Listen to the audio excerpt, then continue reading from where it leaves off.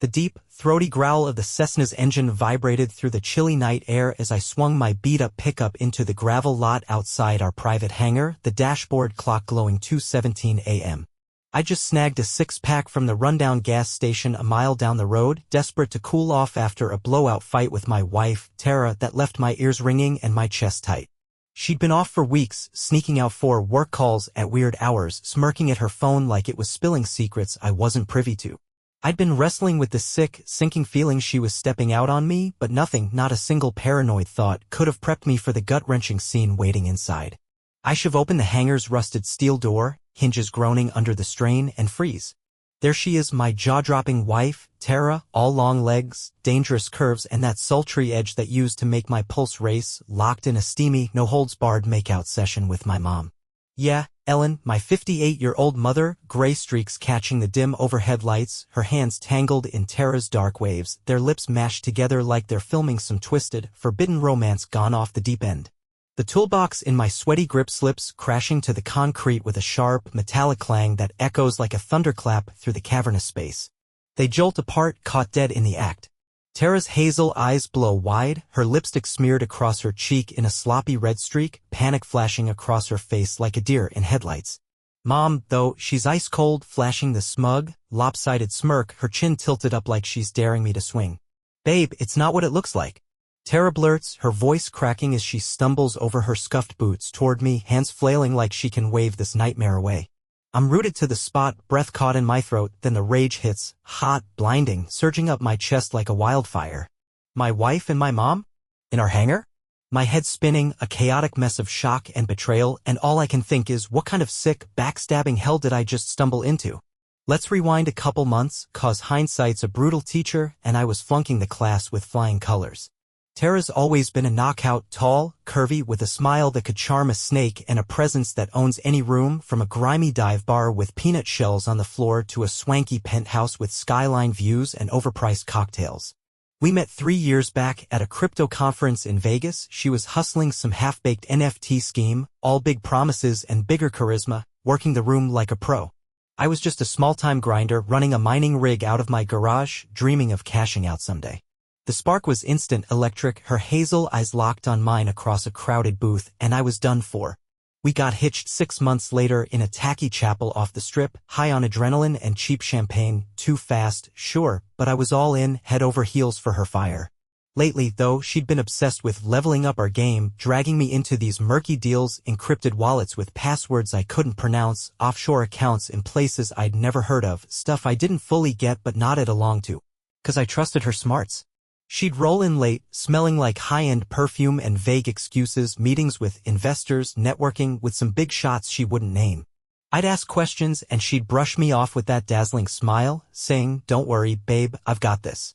Then there's Mom, Ellen, showing up at our place more often, claiming she's been lonely since Dad walked out a decade ago, leaving us with nothing but a stack of bills and a bitter taste. I thought it was sweet, her and Tara getting tight, coffee runs to that hipster joint downtown, shopping trips where they'd come back giggling with bags from boutiques I couldn't afford. I'd catch them whispering in the kitchen, heads close over steaming mugs, laughing at some inside joke, and I'd shrug it off, thinking they were just bonding, filling the gaps Dad left behind. Now it's crystal clear, they weren't bonding, they were plotting, weaving a web I was too blind to see. Mom's new Louis Vuitton bags, Tara's sudden splurges on jewelry and tech, she'd wave it off as bonuses, but I should have dug deeper. That night in the hangar, the pieces slammed together like a freight train, and I felt like the world's biggest sucker, played by the two women I'd have taken a bullet for without a second thought. I'm losing it now, my voice raw and jagged, bouncing off the hangar's steel walls like a ricochet in a war zone. What the hell is this, Tara? My mom? Are you out of your freaking mind? She's floundering, tripping over herself with excuses. It's not like that, I swear, just hear me out. Her hands trembling as she reaches for me, mascara streaking black rivers down her cheeks. Her voice is shaky, desperate, but I barely hear it over the roar in my head. Then I catch it, a rough, gravelly cough from the cockpit, one I'd know anywhere, even after all these years apart. My head snaps up, eyes narrowing, and there he is, Dad, gray hair thinning under the cockpit light, that smug, crooked grin plastered on his weathered face, leaning out of the plane like he's about to jet off to some tropical hideout with a piña colada in hand. "Hey, son," he drawls, smooth and casual, like he didn't vanish from our lives 10 years ago without so much as a goodbye note. Didn't think you'd crash this little get-together. My brain stalls out, short-circuiting hard, 1,000 memories flashing, him walking out, Mom crying over the kitchen table, me promising I'd never turn into him. Dad? The deadbeat who left us high and dry? He's in on this? Tara's face crumples, her breath hitching like she's about to shatter, tears pooling in her eyes as she chokes out, I didn't want you to find out like this. Mom steps forward, all business, no shame, her voice slicing through the chaos like a blade. We're moving 5 mil in crypto, kid, she says, holding up a sleek hardware wallet, its LED screen glinting under the hanger's flickering bulbs like a trophy she's proud to flaunt. Private jet to the Caymans. You weren't supposed to be part of this, too soft for the game. My knees nearly buckle as the truth slams into me, my wife's not just cheating with my mom, they're running a full-on crypto smuggling ring with my dad. The betrayal's a sledgehammer to my chest, splintering everything I thought was solid, my marriage, my family, my whole damn life. I'm shaking, fists clenched so tight my nails dig crescent moons into my palms, staring at the 3 people I trusted most, now morphed into this crew of cold-blooded hustlers right in front of me. The air's thick, electric, the engines hum a low growl underscoring the tension, and I'm teetering on the edge of something dark, something I can't come back from. I don't think, I just act, pure instinct kicking in like a switch flipped to survival mode. The fuel line's right there, a fat rubber hose snaking from the tank to the Cessna's underbelly, glinting faintly in the dim light like a lifeline begging to be cut. I snatch a wrench off the greasy concrete, my hands slick with sweat and shaking with adrenaline, and swing it hard once, twice, 3 times, smashing the valve open with a sickening crunch. Gasoline sprays out in a wild, hissing arc, soaking the floor in a shiny, stinking puddle that catches the light like liquid fire, the sharp chemical tang burning my nose. Tara screams, "What the hell are you doing?" Her voice high and shrill, lunging toward me with wild eyes, her boots slipping on the wet concrete as she tries to grab my arm. Mom's faster, she charges like a feral cat, nails raking my forearm deep enough to draw blood, snarling, "You little punk, you'll ruin everything we built." I shove her back hard with my free hand. She stumbles, crashing into a stack of wooden crates that splinter and collapse in a chaotic heap, tools and junk spilling across the floor in a clattering mess, screwdrivers, a hammer, a busted flashlight rolling into the growing fuel puddle. Dad's hollering from the cockpit, "Get him off me, now," his voice cracking with panic as he fumbles with the controls, the engine whining louder like a beast waking up. I rip open the emergency kit bolted to the wall, my fingers trembling as I yank out a flare, bright red, hissing like a live wire when I twist it to life. The tip sparks, glowing hot, and I toss it into the fuel puddle without a second thought, the motion automatic, fueled by rage. The hangar erupts, flames roar up with a deafening whoosh, heat blasting my face like I've stepped into an oven, the air thick with the bitter stench of burning gas and rubber. I bolt for the door, boots pounding the concrete, heart slamming against my ribs so hard I think it'll bust out, but the plane's engine kicks into high gear, they're actually trying to take off through the fire. I'm halfway across the tarmac, lungs burning, legs pumping, when the Cessna lifts off, wobbling like it's drunk on fumes, the flames licking at its tail, paint blistering. Then boom, the left wing explodes midair, a fireball tearing through the night sky, lighting up the woods beyond like a twisted 4th of July show gone wrong. Debris rains down, twisted metal shards, a shredded seat, chunks of smoking rubber crashing around me as I dive to the dirt, rolling behind a stack of old tires, ears ringing like a church bell on a bender. I think they're gone, burned to ash in the wreckage, their scam swallowed by the blaze. But then I see them, 3 shadows staggering out of the smoking ruin, coughing, singed but alive, their silhouettes jagged against the firelight. Tara's clutching her arm, Mom's limping, and Dad's got that wild look in his eyes. They lock onto me across the tarmac. And I know they're not done. They're coming for me and they're out for blood. Now I'm tearing through the woods behind our property. Branches snapping under my boots like brittle bones. The cold night air slicing into my lungs with every ragged, desperate breath. My phone's buzzing like a hornet's nest in my pocket. Tara's name flashing over and over on the cracked screen. But I yank it out and smash it against a tree trunk. The glass shattering into a glittery mess that scatters in the dirt like confetti from a party I never wanted. I'm done with her voice, her tears, her lies. I can't stomach another word from her mouth.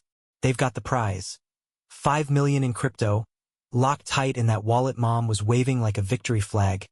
And I've got nothing but a busted wrench still clenched in my sweaty fist. It's cold metal grounding me as my mind spins out of control, and a chest full of rage boiling over like a volcano ready to blow. I hear Dad's voice cutting through the dark, barking orders like some wannabe mob boss. Spread out. He's close. Find him. Don't let him slip. His tone hard and relentless, the same tone he used to use when he'd scream at me as a kid for spilling juice on the carpet. Tara's sobbing somewhere behind him, her voice breaking into jagged, pitiful pieces. He ruined everything. He's dead to me. I can't believe he'd do this. And it twists the knife deeper, her betrayal echoing in my skull. They're hunting me like I'm some wounded animal, closing in with every crunch of leaves under their boots, and I get why. I saw the wallet seed phrase when Mom flashed it like a flex, those 12 random words burned into my brain like a tattoo I can't shake. I've got the key to drain their accounts, wipe their whole scam clean, turn their precious millions into nothing but a memory. I could log into my laptop if I make it back to the house, plug in that phrase and watch their empire crumble in real time, every cent vanishing into the ether. But here's where it gets real, fam. What do I do now? Fight back. Hack in, steal every last dime, maybe torch their lives like they tried to torch mine in that plane, leave them scrambling in the ashes of their own greed? Or run. Let them keep their dirty cash, disappear into the night, and pray they don't track me down to finish what they started with that crash? I'm crouched behind a rotting log, chest heaving, sweat dripping into my eyes, stinging like acid, the wrench heavy in my hand like a lifeline or a weapon. I can't decide which. The woods are alive with sound. Crunching leaves, snapping twigs, the distant howl of a coyote mixing with their voices. And then I hear Tara, closer now, her tone shifting, soft and pleading through the trees. Babe, come out. Please, we can fix this. I still love you. I didn't mean for it to go this far. My blood runs cold, a shiver crawling up my spine. Her words dripping with a sweetness that feels like poison now. She's close, too close, and Dad's footsteps echo behind her. Steady and unyielding, a predator zeroing in. Mom's voice joins the mix, sharp and commanding. He's got the phrase. We can't let him live with that. And my stomach drops. Time's up. They're on me, maybe 20 yards out. Shadows moving through the trees like ghosts. Run or swing. Forgive or hunt them back. I'm staring into the abyss, heart pounding like a war drum, mind racing 1,000,000 miles an hour, and I'm out of moves. What would you do, fam? Drop it in the comments. 'Cause I'm at the edge of this nightmare, the wrench slick in my grip, their voices closing in, and I need to know what you'd pick to get me out of this living hell. Thank you very much for listening to this story to the end. I hope you liked. We work for you, looking for and telling you the most effective stories about women's betrayal, shocking intrigue, interweaving the plot and unexpected reactions of angry men. Save us, put likes, write comments, and, of course, subscribe to the channel to not miss any story.